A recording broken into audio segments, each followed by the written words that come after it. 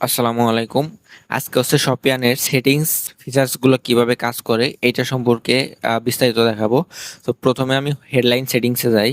মোবাইলের জন্য একটা আমাদের হেডলাইন থাকবে এবং ডেস্কটপের জন্য একটা হেডলাইন থাকবে। যখন এখানে মোবাইলে আসলাম তখন শুধু বিস্তারিত জানতে কল করুন এইটা দেখাচ্ছে, এবং আমি যখন ফুল স্ক্রিনে যাচ্ছি তখন অনেক বড় একটা হেডলাইন দেখাচ্ছে। এরপরে হচ্ছে আমাদের যোগাযোগের ঠিকানা, আমরা যে যোগাযোগের ঠিকানাটা দিব এইটা হচ্ছে আমাদের এইখানে দেখাবে। ক্লিক করলে একটা হোয়াটসঅ্যাপে মেসেজ যাবে, এটা হচ্ছে আমরা এইখান থেকে এই নাম্বারটা অ্যাড করে দিতে পারি। সো এই এই সার্চ ফ্রেমিংটা কিভাবে কাজ করবে, ধরেন আমাদের এখানে বই লেখা আছে, আমাদের ওয়েবসাইটে ধরেন আমাদের বই নামে কোনো প্রোডাক্ট বা কোনো ক্যাটাগরি আছে। সো কেউ যদি এই বাংলিশেও বই লেখে তাও যাতে এই ধরনের রেজাল্টগুলো চলে আসে, এই জন্য হচ্ছে আমরা আর যখন নতুন ম্যাপিং যোগ করব তখন হচ্ছে ওই সার্চ টার্ম ম্যাপ টু এবং ট্রান্সলিটারেশন তিনটা অ্যাড করব। বুক, বই, বই।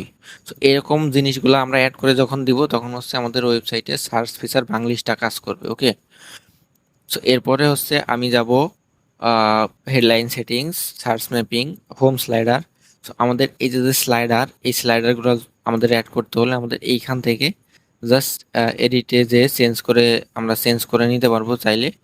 এবং এইখানে চাইলে আমরা যে এই যে আমাদের লিঙ্কটা দিব, এই লিঙ্কটা আছে আমাদের এইখানে ক্লিক করলে ওই জায়গায় চলে যাবে। তো আমরা ধরেন একটা প্রোডাক্টে যাব, প্রোডাক্টে যে এই যে আমাদের ধরেন প্রোডাক্টের লিঙ্কটা, তো এই প্রোডাক্টের লিঙ্কটা আমি কপি করব। কপি করে ধরেন আমি চাচ্ছি যে এখানে তো অনেকগুলো স্লাইডার আছে, সো ধরেন এই স্লাইডার ক্লিক করলে ওই লিঙ্কে চলে যাবে। তখন আমরা হচ্ছে নতুন একটা স্লাইডার ক্রিয়েট করব।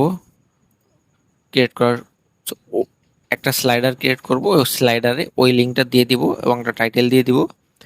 তো ওই স্লাইডারে ক্লিক করলে তখন হচ্ছে আমাদের নর্মালি এখন ক্লিক করলে যেমন এই যে এই প্রোডাক্টে চলে আসলো, এরকম ভাবে কাজ করবে।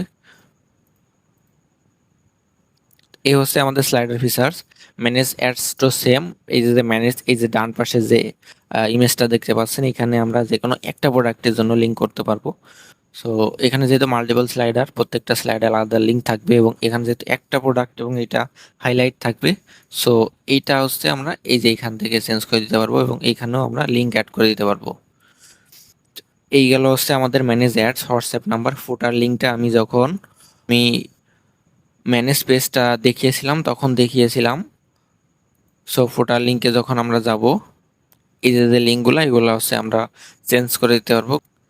এই ছিল হচ্ছে মোটামুটি আমাদের যে শপিয়ানের সেটিংস, এগুলো মেইনলি এইভাবে কাজ করে। আরেকটা হচ্ছে ইমেজ অপটিমাইজেশন, এটা সবচেয়ে গুরুত্বপূর্ণ একটা ব্যাপার। সো আমরা যখন টিনিফাই ইমেজ অপটিমাইজেশন এখানে করব, আমাদের টিনিফাই ওয়েবসাইট থেকে একটা এপিআই কি আমরা পাবো, টিনিফাই ইমেজ অপটিমাইজেশন। সো আমি যদি টিনিফাইয়ের ভিতরে যাই এবং এখানে টিনিফাই.com-এ যে লগ ইন করলে এরকম একটা ড্যাশবোর্ড পাবেন, এবং এখানে আপনারা একটা এপিআই কি পাবেন। এই যে এপিআই কিটা, এই কিটা আমাদের এখানে অ্যাড করে এনে সক্রিয় করে যখন আমরা সেভ করব